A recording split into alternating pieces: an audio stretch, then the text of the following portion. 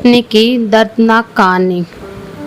आज की कहानी एक लव स्टोरी पर आधारित है, जिसमें एक लड़की अपनी मर्जी से शादी कर लेती है और बाद में उसको पछतावा होने लगता है जब उसके पति से नहीं बनती।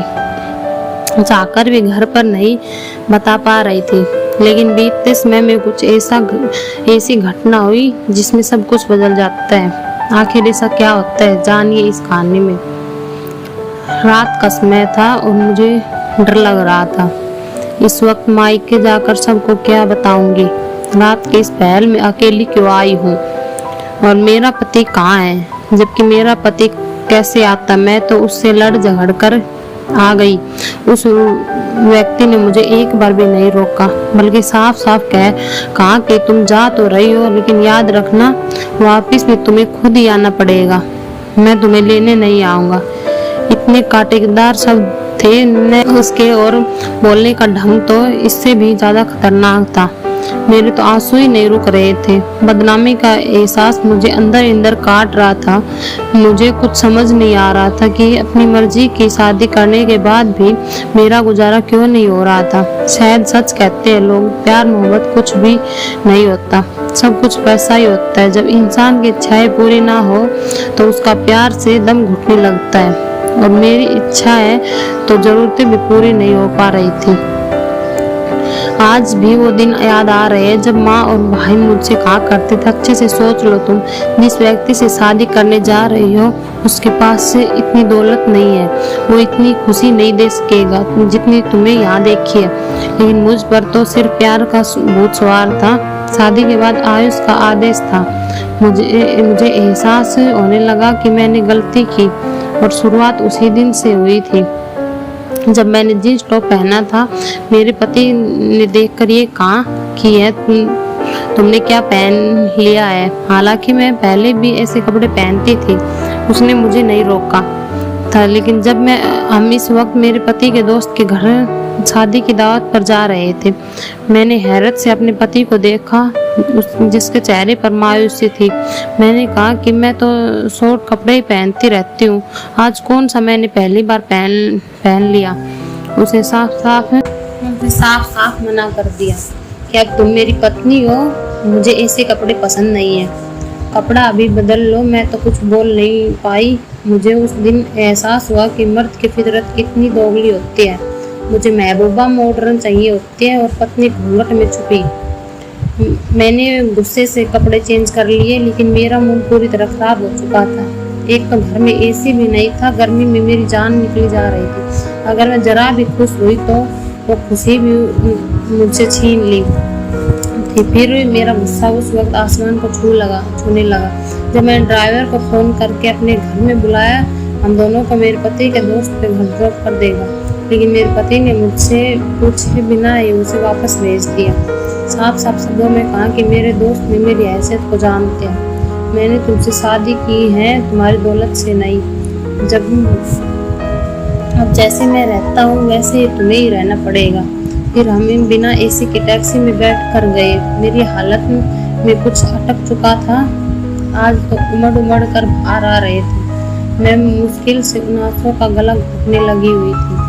हम कब पहुँचे कुछ पता ही नहीं चला। मेरे पति ने मुझे जैसे ही सपने से जगाया, जैसे ही मैं टैक्सी से बाहर निकली, आंखें फटी की फटी रह गई। हम एक आलीशान बंगले के सामने खड़े थे। मुझे पता ही नहीं था कि मेरे पति का कोई दोस्त इतना अमीर भी था। मैंने हैरत से अपने पति की तरफ देखा तो जब टैक्सी वाले को किराया दे रहा था, उसके बाद दरवाजे पर बेल बजाई। मैंने फौरन ही अपने हुलिये की तरफ देखा। सादा सी साड़ी में मैं उस आलीशान घर के जाने के काबिल नहीं थी। अब मुझे गुस्सा आ रहा था। मैंने वो कपड़े क्यों उतारे थे, और फिर गार्ड ने दरवाज़ा खोल दिया। उससे अच्छे से हमारा वेलकम किया। एक नौकर हमें अंदर लेकर गया। जितना बाहर से खूबसूरत था, अंदर से इतना ही दिलकश था।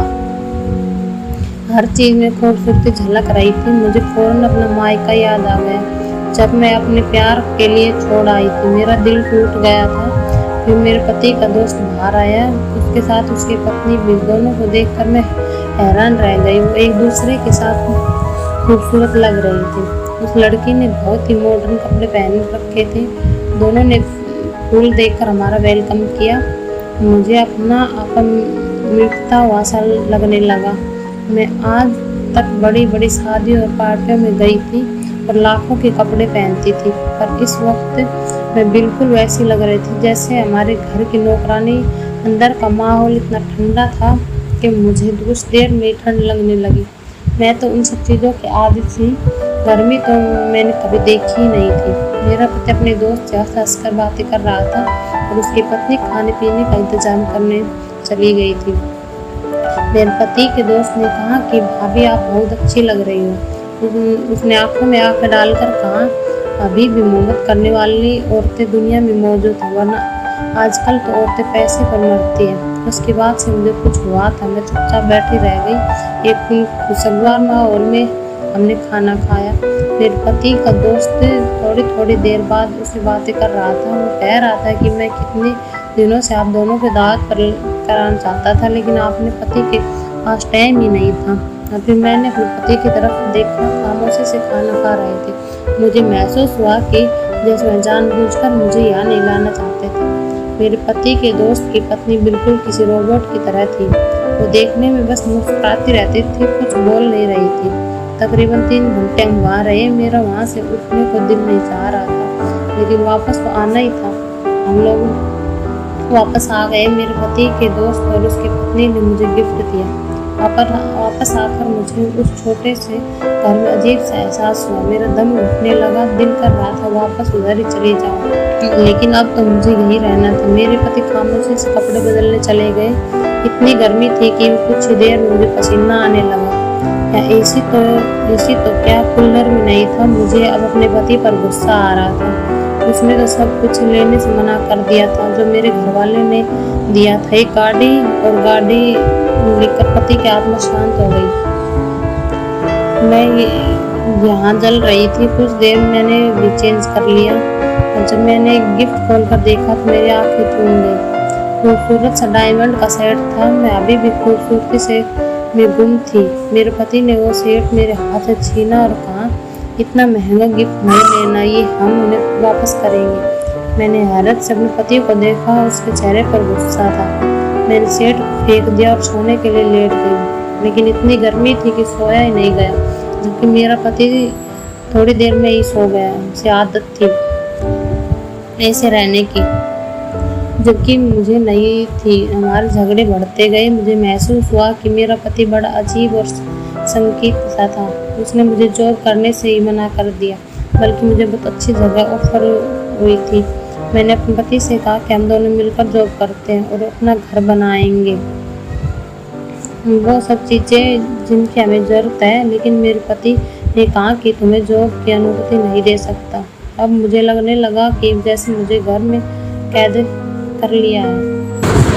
जब पागल हो रही थी, मुझे छोटी छोटी जरूरतों के लिए पैसे चाहिए होते थे जो मेरे पति के पास नहीं। कभी बिजली नहीं होती थी तो कभी पानी बंद हो जाता था। 4 दिन में ही मेरे अकल ठिकाने आ गई। मोहब्बत का भूत मेरे सर से फौरन उतर गया था।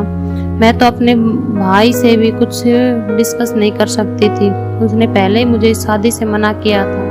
और फिर उस दिन मुझे माँ का फोन आया। वो मुझे बता रही थी भाई और भाभी घूमने गए हुए थे। मेरा दिल दुख रहा था। भाई को भाभी ने अपनी मुट्ठी में किया हुआ था। वैसे भाभी बहुत अच्छी थी, लेकिन मेरा भाई उसकी मर्जी के बिना कुछ नहीं कर सकता था। मुझे नए कपड़ों की जरूरत थी। मेरे पास कपड़े के कम जोड़े थे। मुझे कुछ कपड़े खरीदने थे। मेरे बातों में माँ ने कहा तो उन्होंने मेरे अकाउंट में पैसे भेज दिया और मैं खुश हो गई। फिर मैं शॉपिंग करने चली गई, लेकिन जब वापस आई तो मेरा पति घर आ चुका था। उसने गुस्से से पूछा कि मुझे बिना बताए कहाँ गई थी। मैंने साफ साफ कह दिया शॉपिंग करने गई थी। मुझे डर भी लग रहा था। मेरे पति ने पैसे के बारे में पूछा तो मैंने कहा मेरी माँ ने दिए हैं। तो उसने अपने जबड़े खींचे। मैं जानती थी कि वो गुस्सा आया था, लेकिन ये मेरे पैसे थे, उन पर मेरा हक था। वो घर से निकल गया। रातों को आया तो उसने हाथ में कुछ कपड़े थे। उसने वो कपड़े मेरी तरफ फेंकते हुए कहा कि किसी भिखारी को दे दो। मेरा दिमाग बिल्कुल खराब हो गया है। मुझे अपने पति पर पागल का असर लग रहा था। मैं भी चुपचाप रह गई। मैंने कहा कि तुम पागल हो गए हो क्या? अगर तुम्हारा बस चले तो मुझे एहसास भी न लेने दो। मेरा यहाँ दम उठता है। मेरी माँ पैसों पर मेरा हक है। वो भी गुस्से से बोला, तुम ही मुझसे शादी करना चाहती थी। मैंने तुमसे कुछ छुपाया नहीं था। और मैं रोने लगी। मैंने वो कपड़े उठाए और मैं खरीद कर लाई थी।